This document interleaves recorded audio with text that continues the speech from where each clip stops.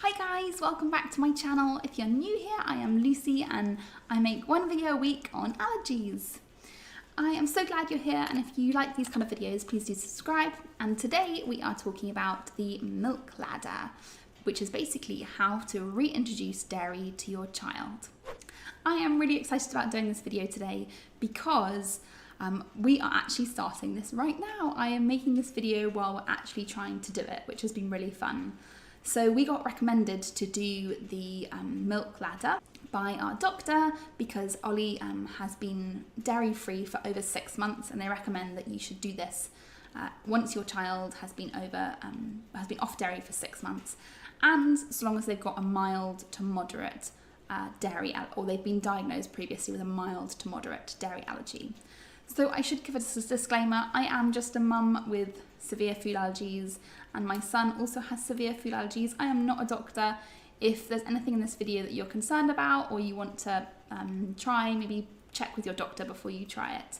This is just my helpful tips and things that I've gone through that I wanted to share with you. So first up, what is the milk ladder? I'm going to post up here a little thing, and it's basically a little chart as to how to start to reintroduce dairy to your child. It was invented by someone called Professor Shah, and it is something that's widely used in the US. It's actually part of the NHS, and they really recommend it, and it's widely used. You might have heard about it, or you might not have. I didn't hear about it for a long time, and that's one of the kind of things that I find a little bit frustrating with seeing lots of different doctors with regards to allergies. I sometimes find they don't all talk to each other, and so then they think the other person has told you about something that's really important and you haven't. But anyway, we're doing it now. We're really excited. My son Ollie is going to go see a gastroenterologist in a few weeks, and I'm really excited about that. And they will hopefully talk to us about this particular thing, which is the milk ladder. So the milk ladder is specifically for home reintroduction of milk and dairy products, and it was created to help kind of give like a guide as to how to reintroduce things, because it can be quite scary, like, you know, what do you introduce first, and so they give you some really helpful recipes that have got all the amounts in. I must say they're not like the best recipes. They are okay. We've used a couple of them, and the muffin one's kind of edible but not particularly good, because they're making it like, you know, egg-free, gluten-free, dairy-free, you know, everything-free, which is really helpful, and I'm so grateful for that. But I would say the recipes aren't, you know, you're not going to be like, wow, this is the best muffin ever.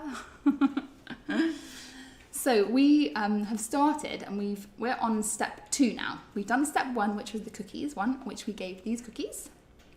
They were really yummy. They were not the recipe that they recommended. I tried the recipe and so, I don't know why I'm whispering. It's not like there's anybody here that can hear. But they weren't that good. So I made my own recipe, which I will make a video. I actually tried to make a video the other day, and it was just a disaster. I had the Maggi mix on the whole time, and basically all you could hear was the Maggi mix.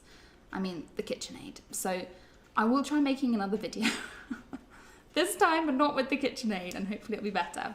So as I mentioned, when should the milk ladder be started to use? Only if your doctor or your paediatrician has recommended it, and you should have been at least dairy-free for 6 months after your diagnosis, which we were.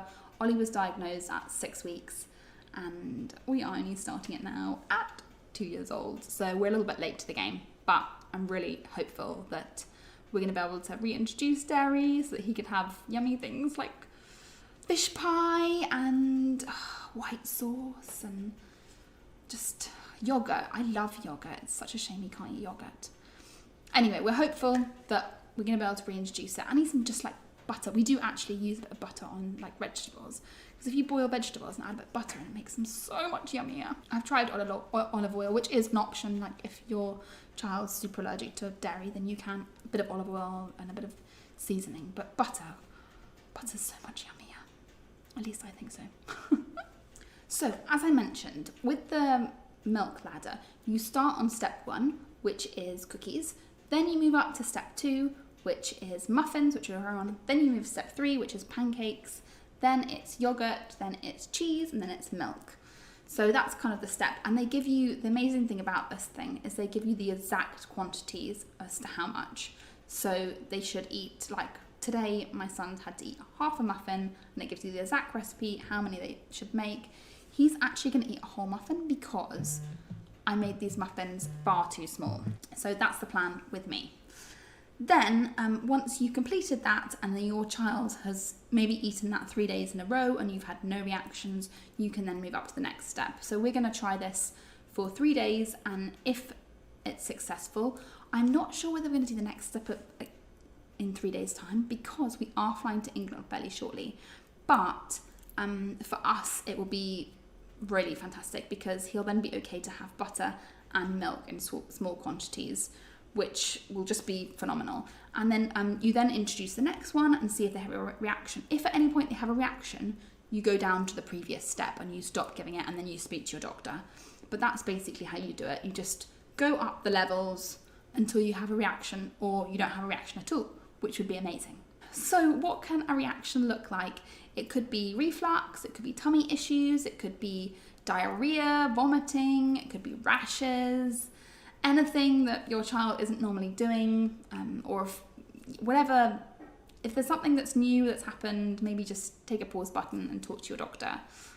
For us, the things that happen with Ollie, he doesn't sleep, he cries and screams, and like he's basically has tummy pain, but he doesn't really, for me, I find he doesn't really notice it until he's going to sleep, and then he's like, oh, and then doesn't sleep. Like one time when I didn't know about the milk ladder, and we were reintroducing it, and I thought, oh, I think he's fine on milk, so I gave him a full glass of milk. Idiot mum. He then was basically like up the entire night moaning and crying, and so I felt terrible. I'm sorry. Anyway, that is not how to do it. If you want to watch a video on how not to reintroduce dairy, that would be how to do it. How to not do it. Just give it all at once. It's a terrible idea. Anyway, do not follow that advice.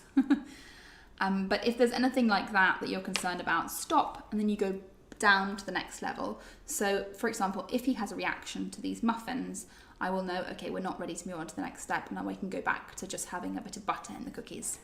So yeah, I think that's it. I think that's everything. If you've done this already, I would love to hear how you found it. Comment down below and tell me. I always love it when you guys send me messages or post comments. It's so nice to have an interaction with other people. That was one of the things that I loved when we did the oral food challenge last year, was just meeting other mums who are going through similar things that I am, and it's been so helpful just to be able to share with our experiences. So I'm really grateful for YouTube for this opportunity. Anyway, if you like this video, please do give it a big thumbs up, and hopefully you will find this helpful. Thanks for watching.